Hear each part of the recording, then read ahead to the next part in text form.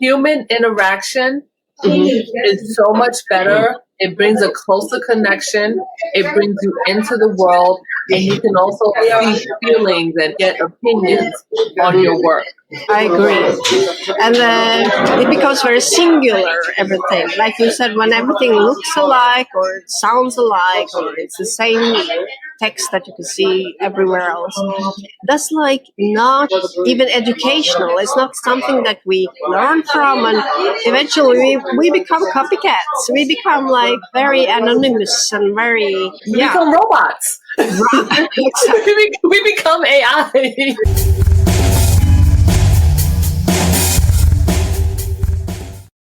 Can you tell me your real name? Alison Figueroa. Right. You're from New York. Yes. I'm from New York, but I live in Maryland. Right. Yes, I have lots of memories from New York City. I do blogs, currently writing a book for myself because my dream and goal is to become a published author and just do that, as much as I can. So I've done books for others. All right. Like a proofreader or ghostwriter and design, like for publishing. Oh, yeah. That's nice. Multi-artists, right? Yes. We are all, if you just explore your sides, creative sides. You really wanted to join this topic, which is very, very nice. We had 2 people on and lots of engagements. You have any experience with typewriters? You told me on the Messenger. Yes. I've been using typewriters since I was young. That's actually what I first started on, the typewriter. Yeah, in goods and bads, right? Yeah. Yeah. Because when you're used to typing, that must be it's like writing with a pen or pencil, You're used to something physical. How is that experience for you, the change?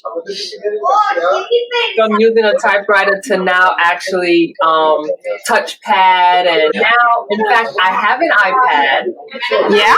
And I still went and bought a keyboard for it, trying to even touch the buttons on the screen. It's not set up the same way. I'm kind of comparing this to, because I play the piano, and if these rollout pianos they got now. I know. It's really not the same as typing, let's say. When you play on the keys, it has to have the weight, it has to have the thickness, it has to have the sound, it has to be wood and all these things, And then now all of them become more and more flat, like MacBook Airs, like trying to make it like in the mobile world where you're making things smaller and flatter. And slimmer. That's the same thing with the keyboards. They're smaller, they're flatter, and you almost have to look at the keyboard and make sure you're typing the right letters. Well, when you are a creative person, it's a part of a practice, You kind of form your creativity from how you shape when you do things. It's like when you work with ceramics or you work with painting. You need the pencil, you need the canvas, How is it, though, transferring to your text? Is it becoming the same level of quality you feel, or? That has changed also because with a typewriter, you use paper. Yeah. And you also actually had to have a strip of white tape. And then it modernized to where you had the backspace button. It was a ribbon in the typewriter with ink, and then one with white. Yeah. And you ran out of that white, the tape with the white. And then it's quite a big step from having computers and writing in Word to what is happening now with the AI. For you, are you going to use more of the newer technology, or will you stick to your typing as you're used to? Even if you use computers? I'm sticking to my typing. That it's now trying to think for you. That's the one part that is not something I want to get into. As a writer, Hmm. I like writing. Yeah. I like thinking. I like creating. Like how we're talking now, Yeah. and it will print it out for you. Yeah, exactly. Like the incorrect word. Write me a scene where a cat is swimming across the lake. It Mhm. might not hear me say the word cat. It might misinterpret it as bat. And then you have this whole story. Oh, wow. Totally not what you want. It's not so accurate. And right now, they're trying to use it in very complicated text and contexts, you know, and history and how to compare things. And that's when it's getting dangerous. It's when it does the mistake there. Small things can fall down a whole empire, you know, and then suddenly you have a totally different story. If it was a historical person, let's say, they might be represented really wrong, for instance. And what are you writing about usually? Is it fiction or? Yeah, my stories are fiction, Right. which is another reason why I'm kind of adamant about AI. Because again, I like to use my imagination. I like to use my verbiage, if you will. Now, AI to me, in a way, the way I would think if I was going to use AI, I would write my story and then ask AI to proof it, edit it. AI to me, AI would turn my story around, make its own story with it, words or verbiage or tones that I don't use or that I don't want the character to use, edit or ask questions. Well, why did the cat swim across the lake? You know, Yeah. with AI, you're not going to get that feedback. It's just going to say, okay, let's put it in a boat. Let's just keep it there. And I don't like that. You want to create the atmosphere. You want to create something that you want to describe, you know, into detail. Maybe you even have the imagination of some world that you want some other to come into. Like you say, you describe the human mind very well. Like the human mind is an experience of yourself. And have you tried to compare to other stories you tried with this tool? And how is it, you know, can you see the difference of your stories? Absolutely. Dibbled and dabbled with it with emails. So, in all honesty, I think for a business aspect, write a letter, write an email, Yeah. or documentation, it will professionally make your grammar better to make it sound a little bit cleaner. It doesn't necessarily even structure it. I can imagine that you can get very disappointed when you know that how you want things.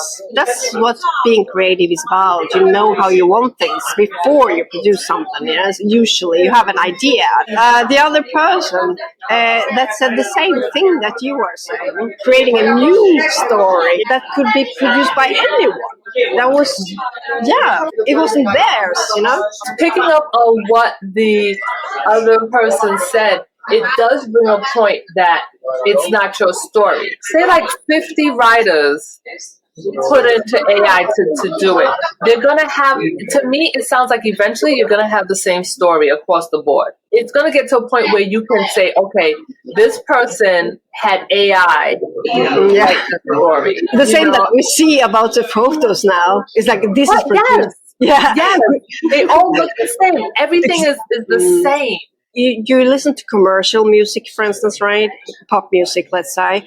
You know when it's mass produced, right? It's the same thing, right? Yeah. You see, this is kind of in the machine going on, and it's not the same as a unique artist that you go to a concert and you know they wrote their own songs. Right. Well, in general, I mean, to each its own. If somebody knows how to use it and they like it, my suggestion as a writer is you want something to be unique and true to you as possible. Yeah. Being a writer, first of all, it's very passionate to you. Whatever you're pulling out, you're taking something from within you and bringing it to the world. And the last thing you want is something else to change what you're really trying to say. Have you read anything about this? Like you have read books that are written with this tool? Yeah, so I actually, the company that I work for, we actually use a software, which, and I applaud that you're trying to have a machine understand and interact with me. But at the end of the day, there's going to be a communication gap, Mm-hmm. and there's going to be frustration Mm-hmm. on the human end because Right. it's not understanding us, and it's giving us 5 other things when we only want this one particular answer. Right. So the research, I have read about it. I've seen where other companies implement it, Mhm. how they plan on implementing it. The one thing in my readings that I'm not seeing are tested results. I Mhm. think they're just going on with this. They're maybe taking a few people that are on board with the idea. I Mhm. think honestly it would have been great if they reached out to us as writers Yeah. and said, "Hey, test this out." That's a good suggestion. I mean, I wonder why they never thought about that. Because it's money. Well, I mean, quality can make great money if they want to think longer than just the final nose tip. I mean, I think that you are into something here that, you know, in the long term, of course, this might be a bubble to burst because it might not be so interesting for the user or the reader, or people get bored and they don't want to buy this anymore. You know, they don't even, you know, it's not so popular to start with. So it's actually more for a developer that they try out this and see if the market hits this, you know. But I have the feeling that the market is really divided on you know, the readers and everyone. The reception is not always positive, and that's a good thing for writers, you know, because actually it means organic writers are still very attractive.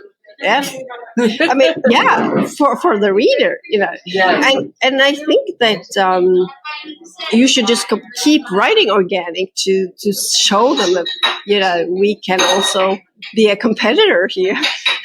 Yeah, I didn't think about that. That would be cool. Yeah, That would be cool. because you can eventually see this is a text by an organic writer. If you can see the opposite, you can see, okay, this is unique stuff. I mean, it's the same when I see a great graphic design poster that is made by a real educated graphic designer that spent maybe 4 years education for his graphic design profession, and he makes something with all the pixels, and you know this is from him or her or them.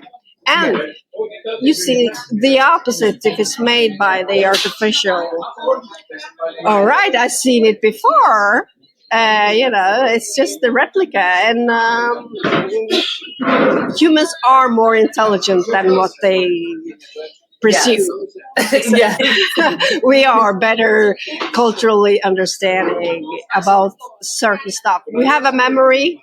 We can grab the memory and find those images again. You know, if you've seen it enough, you've seen it enough. And I'm already tired of all those images that pretends to be real, like. Right.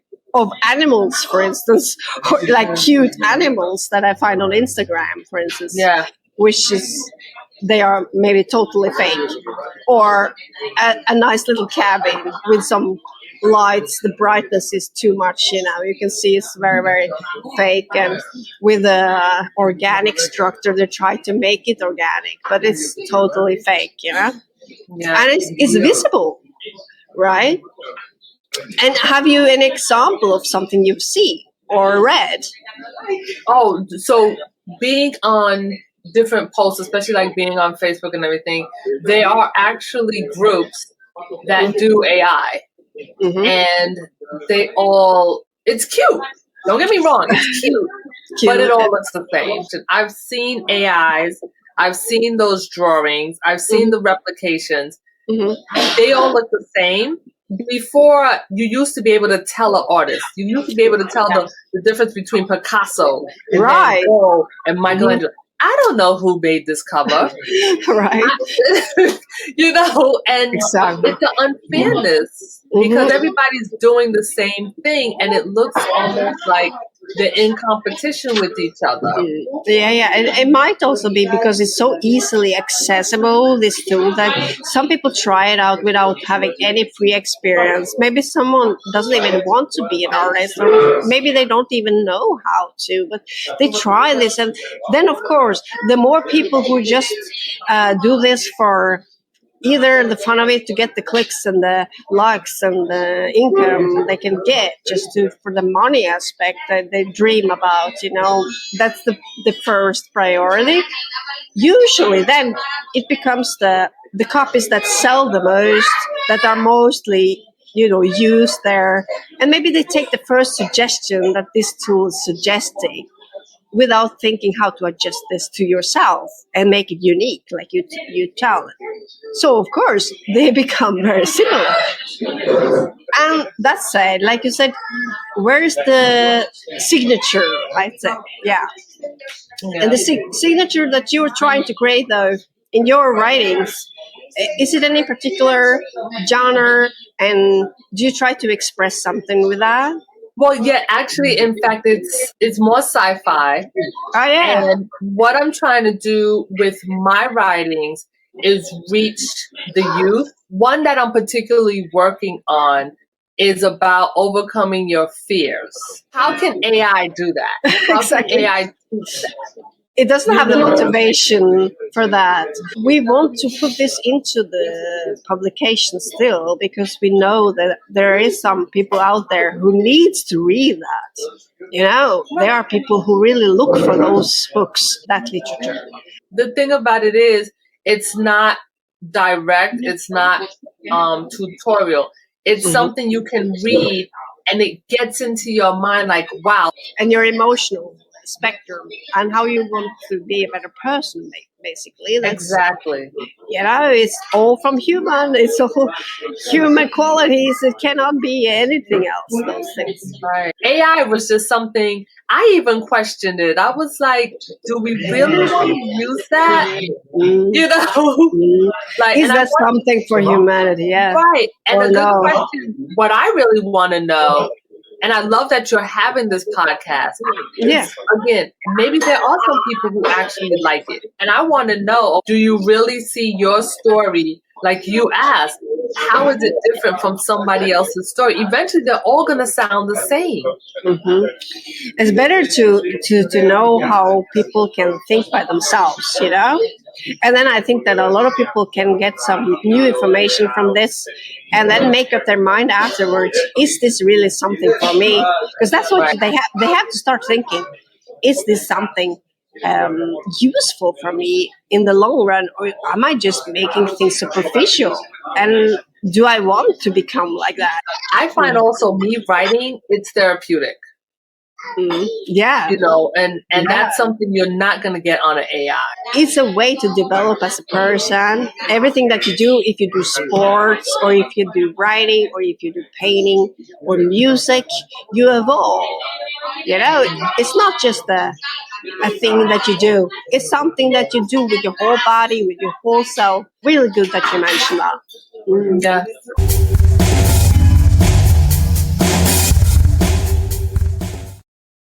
So these episodes, they support Doctors Without Borders. You may wonder why this charity was chosen. It was chosen because of their immediate response. And they also came on top of Charity Watch, list of charities with transparency, following the cash report, how much is for the administration, how much for the project, and only 13% for driving the project. Non-political, but also no corruption. That's why we can see also all the reports from them coming to the field, but also getting through the borders in the middle of the crisis. They are on the top of Charity Watch, despite all the tragedies and the losses. With the risk of doing their work, it's really complicated and also very risky.